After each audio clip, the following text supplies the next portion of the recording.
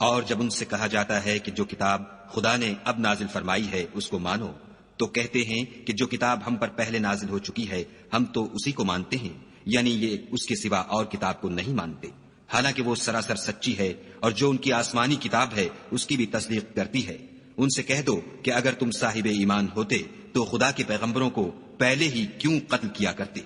اور موسیٰ تمہارے پاس کھلے ہوئے معجزات لے کر آئے تو تم ان کے کوہ طور پر جانے کے بعد بچڑے کو معبود بنا بیٹھے، اور تم اپنے ہی حق میں ظلم کرتے تھے۔ اور جب ہم نے تم لوگوں سے عہد واثق لیا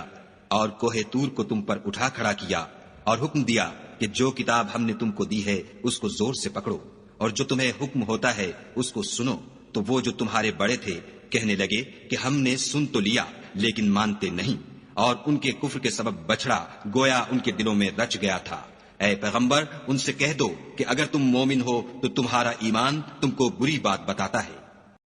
کہہ دو کہ اگر آخرت کا گھر اور لوگوں یعنی مسلمانوں کے لیے نہیں اور خدا کے نزدیک تمہارے ہی لیے مخصوص ہے تو اگر سچے ہو تو موت کی آرزو تو کرو، لیکن ان اعمال کی وجہ سے جو ان کے ہاتھ آگے بھیج چکے ہیں یہ کبھی اس کی آرزو نہیں کریں گے، اور خدا ظالموں سے خوب واقف ہے۔